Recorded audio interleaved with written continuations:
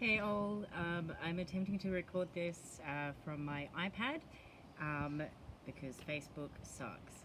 Well, no it doesn't, it's alright. Anyway, this is the first chapter of Pia Melody's Facing Love Addiction, Giving Yourself the Power to Change the Way You Love. And my name is Chela and I'll be reading to you today. Okay. Here we go. Part 1, Love Addicts and Their Relationships. Separating codependence from love addiction. A love addict is someone who is dependent on, enmeshed with, and compulsively focused on taking care of another person. While this is often described as codependence, I feel that codependence is a much broader and more fundamental problem area. Although being a codependent can lead some people into love addiction, not all codependents are love addicts, as we shall see. The disease process of codependence. Codependence is a disease of immaturity caused by childhood trauma. Codependents are immature or childish to such a degree that the condition hampers their life. A disease process, according to Dillon's Medical Dictionary, is a definite morbid process having a characteristic chain of symptoms. It may affect the whole body or any of the parts, and its etiology or cause, pathology and prognosis may be known or unknown. I call the chain of symptoms that characterizes codependence the core or primary symptoms, and they describe how codependents are unable to be in a healthy relationship with themselves. These are the primary or core symptoms of codependence. Number 1, difficulty experiencing appropriate levels of self-esteem, that is to say, difficulty loving the self. Number 2, difficulty setting functional boundaries with other people, that is to say, difficulty protecting oneself. Number 3, difficulty owning one's own reality appropriately, that is to say, difficulty identifying who one is and knowing how to share that appropriately with others. Number 4, difficulty addressing interdependently one's adult needs and wants, that is to say, difficulty with self-care. Difficulty experiencing, number 5, difficulty experiencing and expressing one's reality in moderation, that is to say, difficulty being appropriate for one's age and various circumstances. In addition to these, there are also 5 secondary symptoms that reflect how codependents think and other people's behavior is the reason they are unable to be in healthy relationships. The inaccurate thinking represented by these secondary symptoms creates problems in a codependence relationship with others, but these symptoms stem from the core problem, which is the bruised relationship with the self. These 5 symptoms are 1, negative control. Number 1, negative control. Number 2, resentment. Number 3, impaired spirituality. 4, addictions or mental or physical illness. And 5, difficulty with intimacy. Now, unpacking these. Number 1, negative control. Codependents either 1, try to control others by telling them who they ought to be so the codependents can be comfortable, or 2, allow others to control the codependents by dictating who they should be to keep others comfortable. Either form of negative control sets up negative responses in the person being controlled, and these negative responses cause the codependents to blame others for their own inability to be internally comfortable with themselves. Resentment. Codependents use resentment as a futile way to try to protect themselves and regain self-esteem. When people are victimized, they experience 2 things rather intensely: a drop in self-esteem, precociousness or value, and a profound need to find some way to stop the victimization. Anger gives people a sense of power and energy. In healthy amounts, anger provides the strength to do what is needed to protect oneself. But when we recycle the anger and combine it with obsession about punishing the offender or getting revenge, we enter into resentment.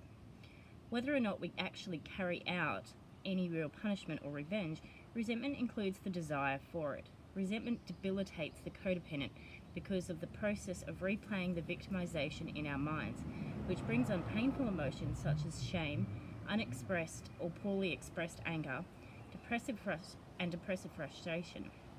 Resentment plays a key part in the way codependents' lives are hampered by blaming others for their own inability to protect themselves with healthy boundaries.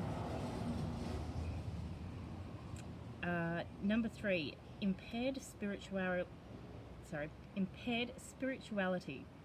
Codependence either makes someone else their higher power through hate, fear, or worship, or attempt to be another's higher power.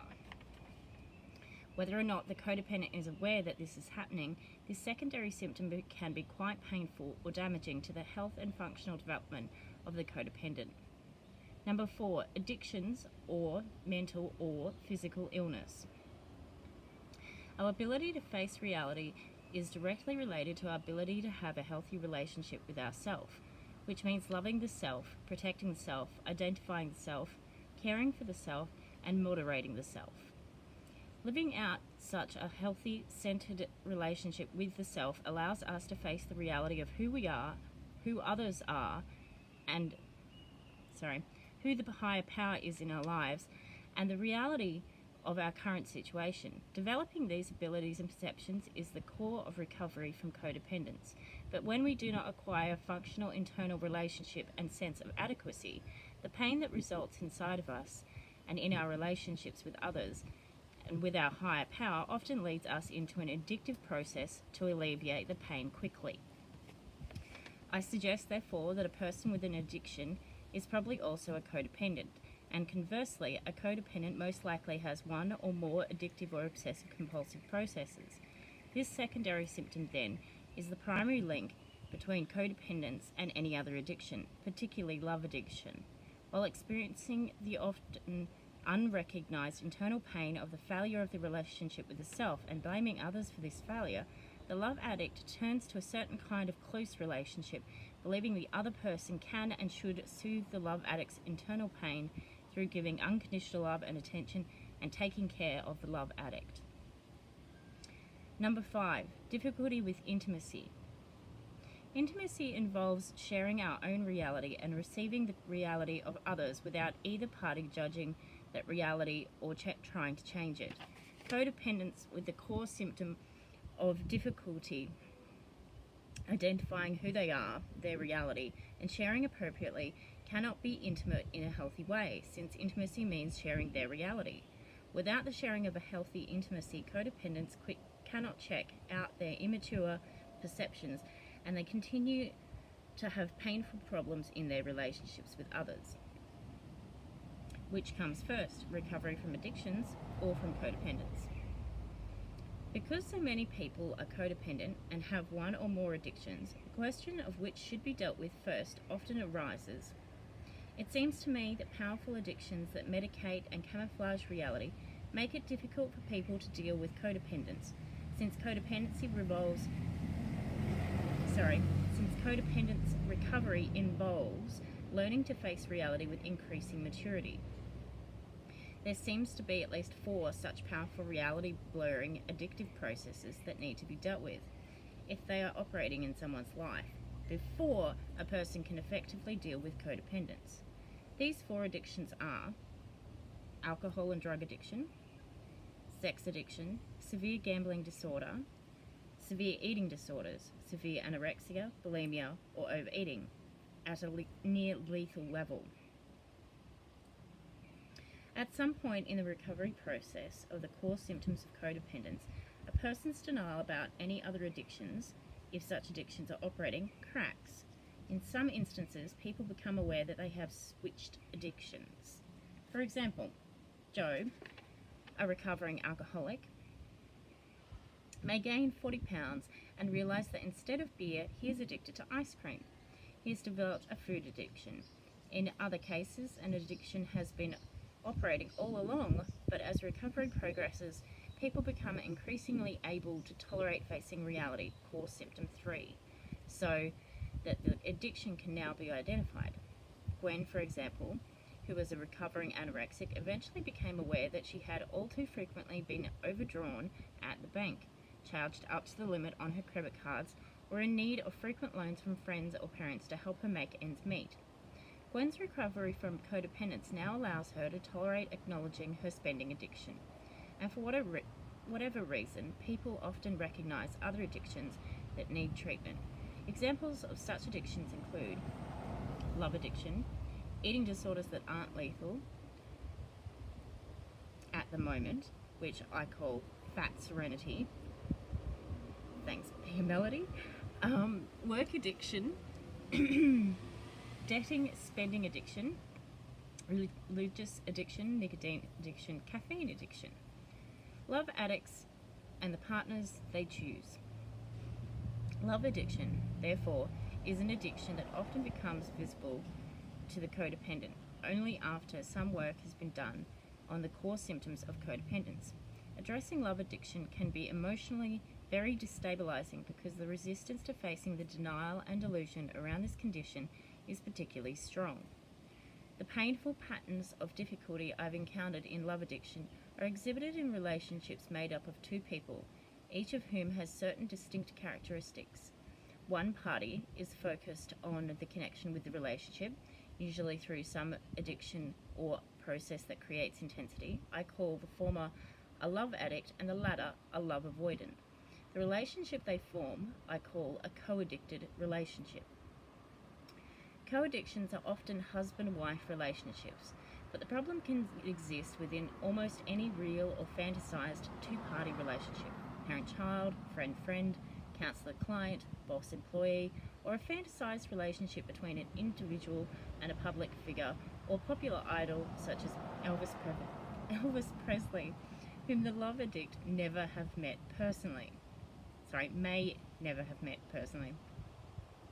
A co-addicted relationship is not based on healthy love, but on extreme positive and negative intensity. The love addict, in particular, may experience obsessive and compulsive feelings, thinking, and behavior with regard to the relationship, along with intense emotions including anger, fear, hate, and lust, and so-called love for the other person. In the next chapter, we'll examine the characteristics of the love addict in more detail. Here endeth chapter 1. Thank you for listening. This has been Chela Walks, reading Pia Mellody's Facing Love Addiction, giving yourself the power to change the way you love. Okay, hope you tune in next time for the next chapter. Thank you.